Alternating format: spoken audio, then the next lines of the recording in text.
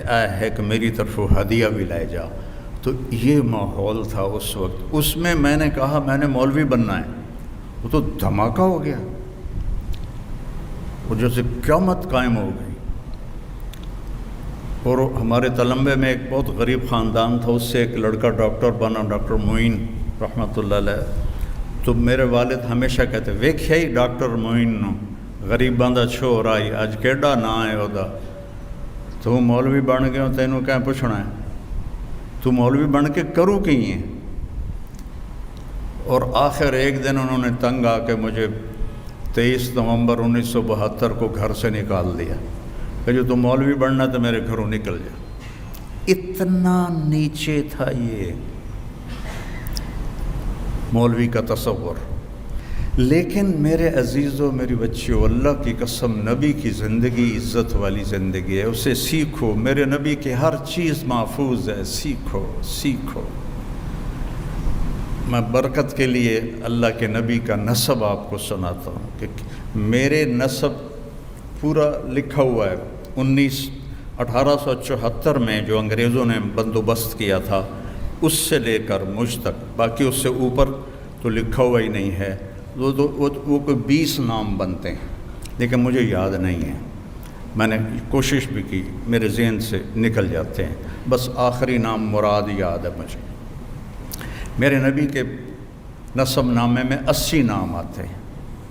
محمد بن عبداللہ بن عبد المطلب بن ہاشم بن عبد مناف بن قصی بن club بن مرہ بن کعب بن لوی بن غالب فہر بن کنانہ بن خزیمہ بن مدرکہ بن الیاس بن mother بن نزار بن معد بن عدنان بن حمیسہ بن سلامان بن عوز بن بوز بن قموال بن ابی بن عوام بن ناشد بن حذا بن بلداس بن یدلاف بن طابق بن جاہم بن ناحش بن ماخی بن عیفی بن عبقر بن عبید بن الدعاء بن حمدان بن سنبر بن یثربی بن یحزن بن یلحن بن ارعوا بن عیدی بن ذیشان بن عیسر بن اقناد بن ایہام بن مقصر بن ناحس بن زارع بن سمی بن مزی بن عوض بن عرام بن قیدار بن اسماعیل بن ابراہیم بن آذر بن ناحور بن سروج بن فائج بن عابر بن ارفخشاد بن سام بن نوح بن لامک بن متوشالہ بن ادریس بن یرد بن ملح العیل بن قینان بن آنوش بن شیس و بن آدم علیہ السلام. میرے نبی کا اس کے علاوہ کسی کا کوئی نسب نامہ محفوظ نہیں ہے. اور میرے نبی کا پورا حلیہ محفوظ ہے. لقد جاءکم رسول من انفسکم، ہم ایسے پڑھتے ہیں، سورۃ توبہ کی آخری آیت ہے. لیکن میں موریتانیہ گیا، وہاں پڑھتے ہیں من انفسکم، من انفسکم. من انفسکم کا میں نے آپ کو ابھی مصداق بتا دیا کہ میرے اللہ نے کہا تم میں تو پیدا ہوا ہے، ایسا نسب ہے کسی کا. پھر من انفسکم، تم میں تو پیدا ہوا ہے، ایسا کوئی حسین ہے، ایسا کوئی حسین ہے. ایک بدو عورت نے میرے نبی کا حلیہ بیان کیا. اب ذرا الفاظ کا ردم اور اس کے موسیقی کا خیال کرنا، آپ کو ترجمہ بعد میں سناؤں گا. رأیت رجلا ظاہر الوداع ابلج الوجه حسن الخلق لم تعبه ثجلا لم تزر به سعلا وسیم قسیم فی عینیہ دعج فی اشفارہ وطف فی صوتہ سحل فی لحیتہ کثاثہ فی عنقہ سطع ان تکلم علاہ البہا و ان سکت علاہ الوقار. الفاظ کا ردم سمجھ میں ہے؟ کیا خوبصورت، کیا کہا. میں نے ایک شخص دیکھا، مجھے لگا 14ویں کا چاند کپڑے پہن کے آ گیا ہے. ظاہر الوضع ابلج الوجه، روشن چمکتا چوڑا چہرہ. لم تعبہ ثجلا، پیٹ نکلا ہوا نہیں تھا. لم تضر بہ سعلا، سکا سڑا ہوا نہیں تھا. پیٹ تو کسی کا بھی نہیں نکلنا چاہیے، لیکن مولوی اور ڈاکٹر کا پیٹ نکلا ہوا ہو تو بہت بری بات. جو اوروں کو نسخے لکھ کے دے رہا ہے، میں ایک ڈاکٹر کو ویسے ہی ملنے گیا تو باہر پورا کمرہ ان کا بھرا ہوا تھا مریضوں سے، تو اندر مریض دیکھ رہے تھے، تو انہوں نے سوچا یہ مولانا تبلیغی آدمی ہیں، مجھے آ کے تبلیغ کریں گے، تو بٹھایا تو میرا ٹائم ضائع ہوگا، تو وہ خود ہی باہر آ گئے۔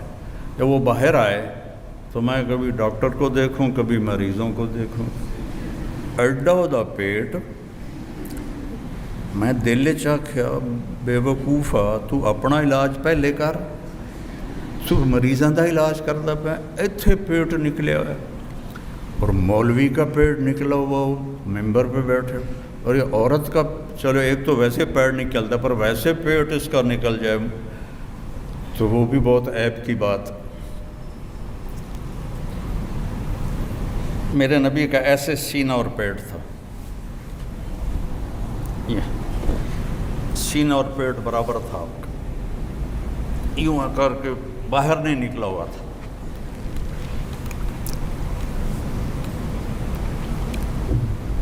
اکثر من المشذب، آپ فخم مخفم، انتہائی بارو اور انتہائی خوبصورت تھے، نہ لمبا قد تھا نہ چھوٹا قد تھا،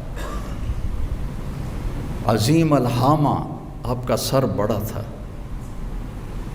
شدید سواد شعر، سیاہ کالے بال تھے، یجاوز شعرہ شحمت اذنیہ، یہاں تک آپ کے بال تھے، زیادہ تر یہاں تک بھی آئے، یہاں تک بھی آئے، لیکن عام پوری زندگی میں یہاں تک بال تھے۔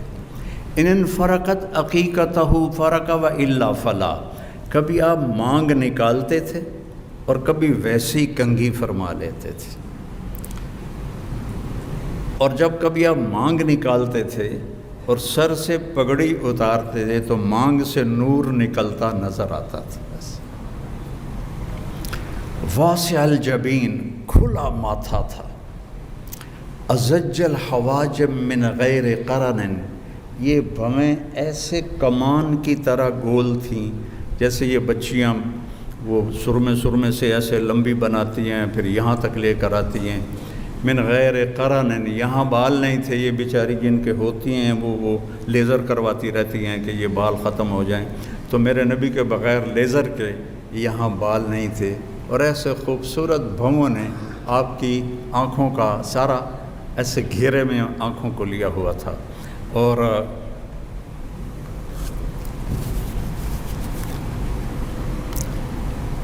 ادعج، موٹی آنکھ تھی، اشکل، لمبی آنکھ تھی، احور، یہ پتلی سیاہ تھی، سفیدی انتہائی سفید تھی، اور اشکل، آنکھوں میں سرخ ڈورے تھے، اور ابرک، اور انتہائی چمکدار آپ کی آنکھ تھی، اور انجل، اور انتہائی نورانی آنکھ تھی، اور اشفار ہی وطف، اور آپ کے یہ جو ابرو تھے بہت لمبے، جیسے یہ بچیاں نہیں لگا لیتی ہیں مصنوعی، وہ صاف پتہ لگتا ہے مصنوعی لگوایا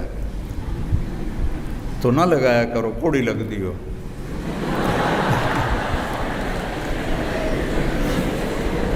جو اللہ نے دیے ہیں اسی پہ گزارا کرو۔ تو میرے نبی کے ایسے لمبے ابرو تھے، لمبے اور موٹے، جو جس سے آنکھ خوبصورت ہو جاتی، قدرتی ہوں پھر تو آنکھ خوبصورت ہوتی ہے، لیکن تسی اتنے کوئی شاید ٹھوک دے ہو تو صاف پتہ لگے گا بھی 2 نمبری کیتی ہوئی۔ اور میرے نبی کی آنکھ ویسی ہی چمکتی تھی، تم بچیاں لینس لگا کے اس کو چمکدار بناتی ہو، پتہ لگ جاتا ہے۔ ہاں، جنت میں اللہ تمہیں آنکھ دے گا کہ یہ جو تمہارے ابرو ہیں، کبھی عقاب کو دیکھا ہے ایسے پر پھیلاتے، اتنے بڑے ابرو ہوں گے آنکھ کے، اتنے قد کے ساتھ نہیں، اتنے قد میں تو تمہارے آنکھوں کے بال ہی تمہیں چھپا لیں گے۔ جنت میں اللہ قد دے گا حضرت آدم علیہ السلام والا۔ آپ نے حضرت یوسف کا تو سنا ہے کہ دنیا کے سب سے خوبصورت انسان تھے، لیکن یہ آپ نے بہت کم سنا ہوگا، دنیا کی سب سے حسین عورت حضرت حوا تھی، ان سے حسین اللہ نے کوئی نہیں بنایا، کسی عورت کو بھی نہیں بنایا۔ تو دونوں میاں بیوی 130 فٹ کے تھے، 130 فٹ کے تھے۔ تو جب اللہ ہمیں جنت نصیب فرمائے تو یہ قد دوبارہ 130 فٹ ہو جائے گا۔ ایک نوجوان مجھ سے کہنے لگا جو مولانا صاحب ہمیں تو یہ قد ٹھیک ہے، اتنا لمبا قد لے کے ہم کیا کریں گے؟ میں نے کہا جنت کی حور کا قد ہے 130 فٹ، تو گیا 5.5 فٹ، تجھے تو وہ جیب میں ڈال لے گی، اس کو پوڑی لگا کے ملے گا جا کے، 130 فٹ کی پوڑی بنائے گا جس پر چڑھ کے اس کو جا کے تو گلے لگائے گا۔ تو میں نے کہا ہمارا اصل قد ہی 130 فٹ ہے، یہ تو ہم گھستے ہم ٹائم کے پیسج کے ساتھ ہم چھوٹے قدوں کے ہو گئے، آگے چل کے اور چھوٹے ہو جائیں گے۔ ایک زمیندار نے مراسی کو کہا میرے گھوڑے نو مالش کر۔ مراسی بڑی نازک قوم ہے، وہ کہاں کام کرتے ہیں، وہ تو خالی منہ کی کھٹی کھاتے ہیں۔ وہ اس کو مالش شروع کر دی۔ جب زمیندار گھر گیا وہ جا کے سو گیا۔ جب صبح اٹھ کے آیا تو گھوڑا غائب تھا، چور لے گئے، اسے گلے بھی مارے گئے۔ وہ بھاگتے گیا، اپنے گھر سے خرگوش لے کر آیا اور اس کو رسیوں سے باندھ کے مالش شروع کر دی۔ جب زمیندار باہر آیا وہ گھوڑا کے دے، اسے کہ صحیح ہے کھلوتا ہے، سو کہ نامراد فٹے منہ تیرا، وہ تو خرگوش ہے، نہیں صحیح گھوڑا ہے، مالش کیتی ہے تو گھس گھس گھس گھس کے تو صحیح اڑ بن گیا، خرگوش بن گیا۔ تو اللہ جنت میں 130 فٹ قد بنائے گا، اور سر کے بال یہاں سے چل کر اور پاؤں کی ایڑی تک آئیں گے، 130 فٹ بال ہوں گے، اور اس میں تمہارے تو جوئیں نکلتی ہیں سروں سے، وہاں موتی ہوں گے، یاقوت ہوں گے، زمرد ہوں گے ایسے، اور یہاں شادی پہ وہ جو بناتی ہیں وہ چوڑا سا پتہ نہیں اس کو لہنگا کہتے ہیں یا کیا کہتے ہیں، اس کو پھر وہ اٹھا کے چل رہی ہوتی ہیں۔ اللہ تعالیٰ آپ کو لباس جو پہنائے گا وہ 3 میل کے دائرے میں گھوم رہا ہوگا، 3 میل کے دائرے میں۔ اسے اٹھانے کے لیے خادمات ہوں گی، آپ کو نہیں ایسے اٹھا کے چلنا پڑے گا، 3 میل کے دائرے میں گھومے گا، اور 100 جوڑے ہر ایمان والے مرد عورت کو اللہ پہنائے گا، 100 جوڑے۔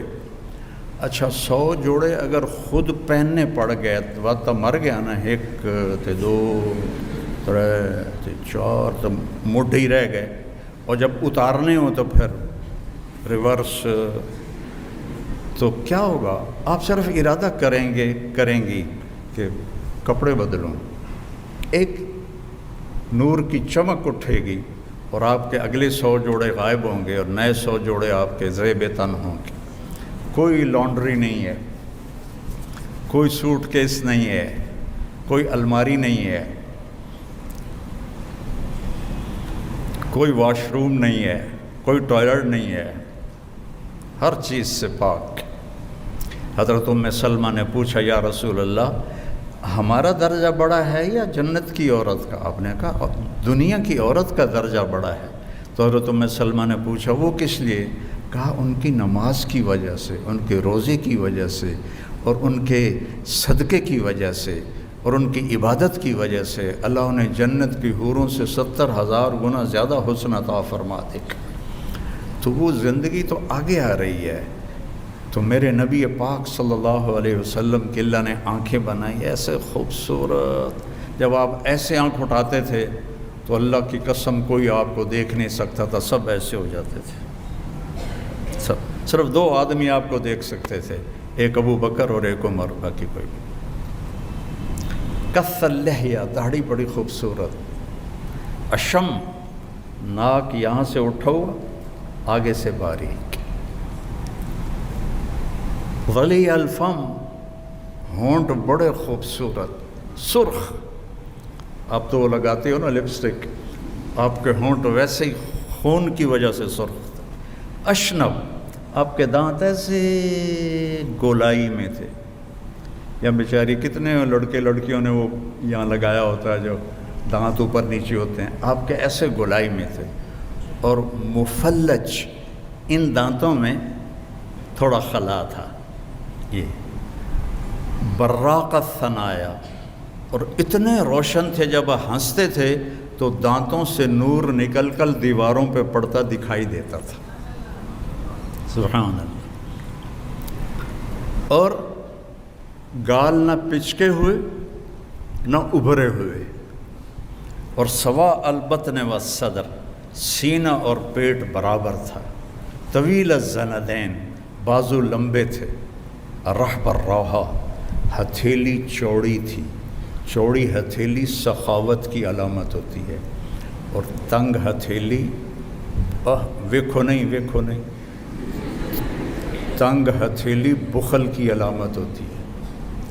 عام طور پہ یہ علم کیافہ والوں کی بات ہے، کوئی شریعت کی بات نہیں، کہ چوڑی ہتھیلی سخاوت کی علامت ہوتی ہے، تنگ ہتھیلی بخل کی علامت ہوتی ہے. آپ کی چوڑی ہتھیلی تھی، اور آپ کی انگلیاں سائل الاطراف، ایسے لمبی اور سیدھی تھی. جیسے میری انگلی تھوڑی سی ٹیڑھی، ویسے بالکل سیدھی تھی. اور سیدھا قد تھا، سیدھا بالکل، ذرا کوئی ٹیڑھا پن نہیں. مسیح القدمین، ایسے چمکتے تھے آپ کے پاؤں جیسے تیل لگا ہوا ہو. اور سریع المشیہ، اب تیز چلتے تھے. قدم چھوٹا ہوتا تھا، چال میں تیزی ہوتی تھی. صحابہ کو پیچھے دوڑنا پڑتا تھا. اور جب آپ کسی کو بلاتے تھے تو ایسے کر کے نہیں کہتے تھے، آپ ایسے کرتے تھے. انگلی نہیں اٹھاتے تھے، ایسے کرتے تھے. یہ انگلی اٹھانا محاورہ ہے، تو مجھ پہ انگلی اٹھاتا ہے، آپ ایسے بلاتے تھے. اور جب آپ خوش ہوتے تھے تو یہاں سے نور نکلتا تھا، اور جب آپ غمگین ہوتے تھے تو آپ ایسے داڑھی پکڑ کے بیٹھے ہوتے تھے ایسے. یہ پکی نشانی تھی کہ آپ پر کوئی غم سوار ہے، آپ ایسے بیٹھے ہوتے تھے ایسے. اور آپ بیان میں بس اتنا ہاتھ کا اشارہ فرماتے تھے. سیدھے ہاتھ میں تو عصا ہوتا تھا اتنا. یہ ہمارے خطیب نے جو آستینیں بھی چڑھا لیتے ہیں اور دبا دب بمباری کرتے ہیں، ٹھو ٹھو ٹھو. کافی پرانے بات میں کالج میں پڑھتا تھا تو ہمارے قریب ایک مولوی صاحب آ رہے تھے، تو ہم بھی چلے گئے دیکھنے کے لیے. تو جب وہ آ کے بیٹھے ہوئے کہنے لگے تو اسی میز تا رکھیا نہیں. اب میں نے سوچا کہ میز دی کیڑی لوڑ ہے، بیان تا مائی کچ کرنا. تو مجھے سمجھ میں نہیں آیا. خیر وہ میز آ گیا. 5 منٹ بعد پتہ لگا یا 5 منٹ میں ٹھا. شکر ہے میز ٹوٹا نہیں، لیکن میرا نبی بس اتنا اشارہ کرتا تھا. خوبصورت انداز گفتگو ہوتا تھا. لوگوں کو عزت دیتے تھے اپنے کلام میں. کبھی کسی کا نام لے کر اپنی گفتگو میں اس کو بے عزت نہیں فرماتے تھے. اور جب آپ حیران ہوتے تھے تو آپ یوں کرتے تھے. یہ آپ کی حیرت کی نشانی تھی. جب آپ کو کوئی دائیں بائیں سے بلاتا تھا، اب تم مجھے بلاؤ. ہاں اب اس نے مجھے بلایا ہے، میں کیا کروں گا؟ جی سب آپ یہی کریں گے. لیکن میرے نبی کیا کرتے تھے؟ جی ایسے کرتے تھے. صرف گردن نہیں پھیرتے تھے. پھر ادھر سے بلایا کسی نے، پھر آپ ایسے کرتے تھے. جی کتنا مشکل کام ہے. ادھر سے کوئی بلاتا تو آپ ایسے کرتے تھے. کتنی چھوٹی چھوٹی باتیں آپ کو میں بتا رہا ہوں اپنے نبی کی، سب محفوظ ہیں. پڑھو، سیکھو. آپ کو کھجوروں میں برنی کھجور پسند تھی اور اجوا کھجور پسند تھی، اور دودھ کی لسی آپ کو پسند تھی، اور بکری کے دستی کا گوشت آپ کو پسند تھا، اور گردن کا گوشت آپ کو پسند تھا. اتنی باتیں کسی نبی کی. سفید لباس پسند تھا آپ کو، اور رنگدار بھی پہنتے تھے لیکن سفید پسند تھا آپ کو. حضرت جابر بن عبداللہ کہتے ہیں کہ مسجد کے صحن میں ہمارے نبی بیٹھے تھے، اور آپ نے سرخ دھاری دار چادر اوڑھی ہوئی تھی. اوپر 14ویں کا چاند تھا. میں کبھی چاند کو دیکھتا کبھی آپ کو دیکھتا تو آپ مجھے چاند سے زیادہ حسین نظر آ رہے تھے۔ پھر آپ نے اپنے گھر کی زندگی ہمیں سمجھائی، باپ بن کے دکھایا، خامند بن کے دکھایا، بیٹا بن کے دکھایا کہ کاش میری ماں زندہ ہوتی اور میں عشاء کی نماز فرض سورۃ فاتحہ شروع کر چکا ہوتا اور میرے گھر سے میری ماں بلاتی، میں ماں کے پیچھے نماز توڑ دیتا۔ جس نے ماں باپ کو دکھ دیا اس پہ اللہ کی لعنت، اس پہ فرشتوں کی لعنت، اس پہ زمین آسمان کی لعنت۔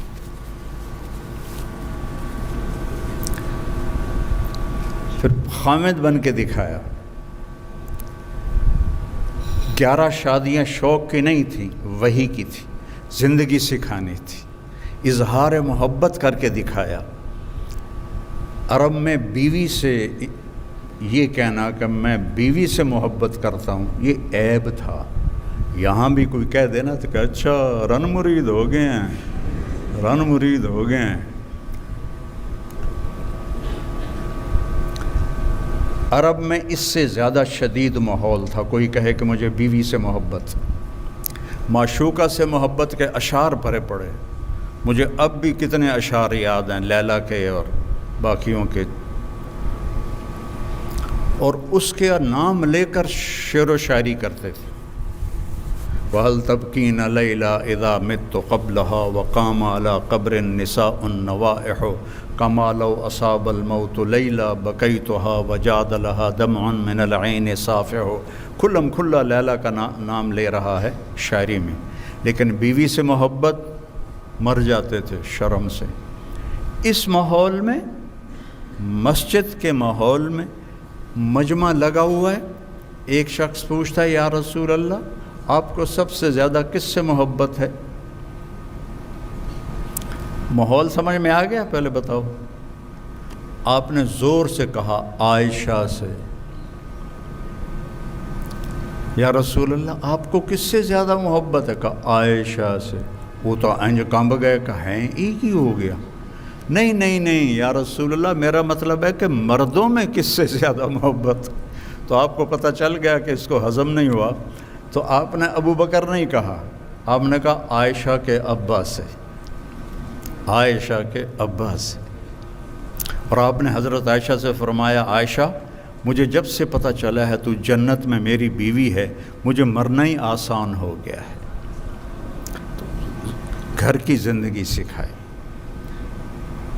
باہر کی زندگی سکھائی، اولاد سے پیار کرنا سکھایا۔ آپ دنیا کے سب سے مصروف انسان تھے، لیکن حسن حسین کے ساتھ آ کے روزانہ کھیلتے تھے۔ آپ جو ڈاکٹر کی پریکٹس بڑھ جاتی ہے وہ نہ بچوں کا رہتا ہے نہ بیوی کا رہتا ہے۔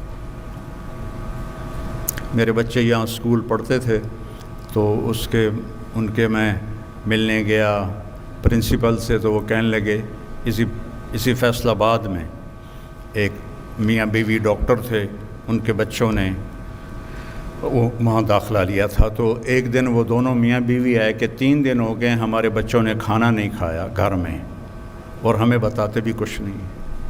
تو انہوں نے ان کو بلا لیا، تو وہ بچے کہنے لگے جی ہم ان کے سامنے نہیں بتائیں گے۔ دونوں میاں بیوی بڑے ٹاپ کے ڈاکٹر تھے، انہوں نے ان کو باہر بٹھا دیا۔ ہاں جی بیٹا کیوں نہیں کھا رہے؟ کہا جی صبح ہم ناشتہ کرتے ہیں، ہمارے ماں باپ سو رہے ہوتے ہیں، ہمیں نوکرانیاں ناشتہ کراتی ہیں۔ ہم دوپہر کھانے میں آتے ہیں، ہمارے ماں باپ ہاسپٹل میں ہوتے ہیں، ہمیں نوکر کھانا کھلاتے ہیں۔ شام کو ہم کھانے پر بیٹھتے ہیں تو ہمارے ماں باپ کلینک میں ہوتے ہیں تو ہمیں نوکر کھانا کھلاتے ہیں۔ تو ہم نے کہا ایسے ماں باپ کو ہم کیا کریں کہ جن کی ہمیں شکل ہی نظر نہیں آتی، تو ہم نے اسٹرائک کیا کہ ہم نے کھانا ہی نہیں ہے۔ تو یہ بہت بڑا مصحف ہے ہر بڑے مصروف آدمی کے ساتھ اور ہر پریکٹس والے ڈاکٹر کے ساتھ کہ وہ اولاد کے نہیں رہتے۔ تو میرے نبی سے مصروف دنیا میں کوئی نہیں تھا، لیکن حسن حسین کے لیے وقت نکالتے تھے، ان کے ساتھ کھیلتے تھے، ان کو اپنی کمر پہ بٹھا کر گھر میں چکر لگاتے تھے۔ وہ پھر کہتے تھے کیسا ہے اونٹ تمہارا؟ پھر ان کو اتار کے زینب کو بٹھاتے اور گھر میں چکر لگاتے تھے۔ اتنا بڑا رسول اور بچوں کے لیے ٹائم نکالے، اور آپ چھوٹے سے ڈاکٹر اور کلینک کے پیچھے آپ اپنے اولاد کو بھول گئے، بیوی کو بھول گئے، گھر کو بھول گئے، ماں باپ کو بھول گئے، پیسہ پیسہ پیسہ پیسہ۔ وہ میرا بھائی کہنے لگا کہ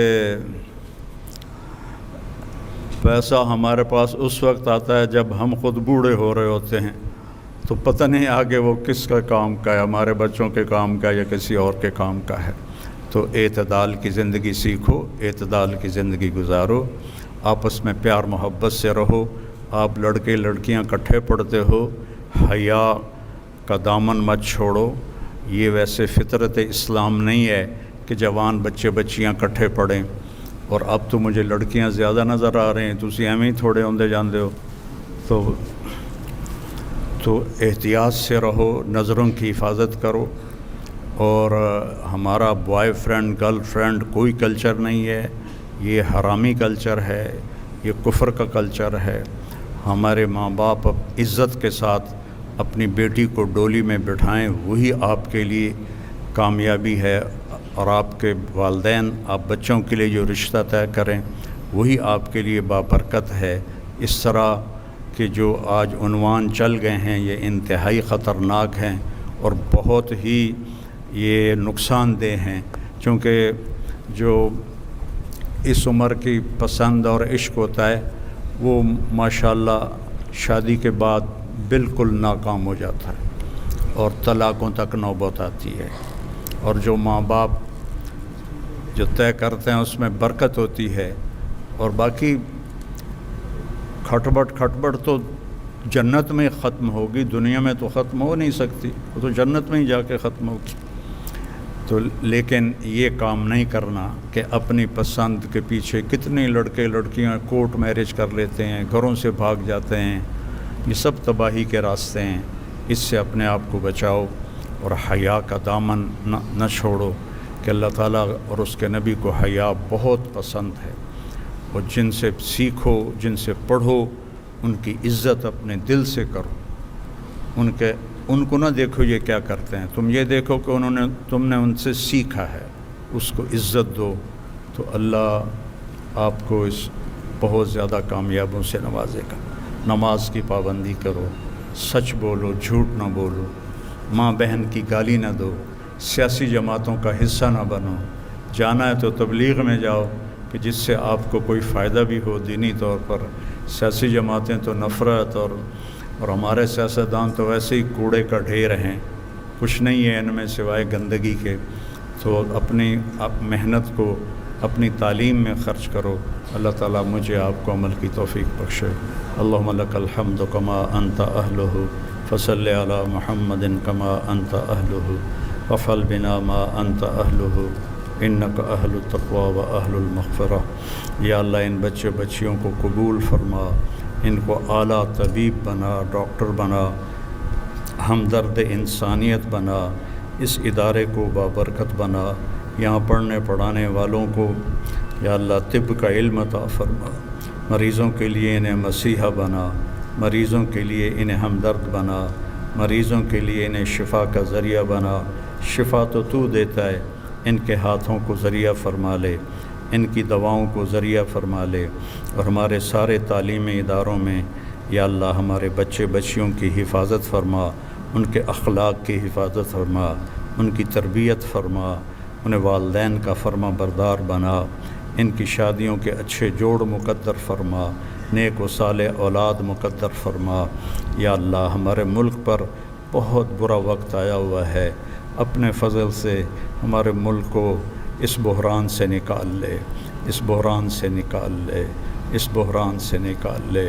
غریب بندے تیرے خودکشیاں کر رہے ہیں اور اپنے عزتیں بیچ رہے ہیں، یا اللہ تو رحم فرما دے، تو رحم فرما دے، اور یا اللہ رزق کی فراوانی فرما دے، اور بددیانت اور ظالم اور یا اللہ ہوس پرست حکمرانوں سے ہماری حفاظت فرما، ہمیں نجات نصیب فرما، ہمیں نیک لوگوں کے سپرد فرما، ہمیں نافرمانوں کے سپرد نہ فرما، جو ہسپتالوں میں مریض ہیں انہیں شفائے کاملہ عطا فرما، جہاں جہاں بھی مریض ہیں انہیں شفائے کاملہ عطا فرما، اور یا اللہ جو فوت ہو گئے ایمان پر ان کے درجے بلند فرما۔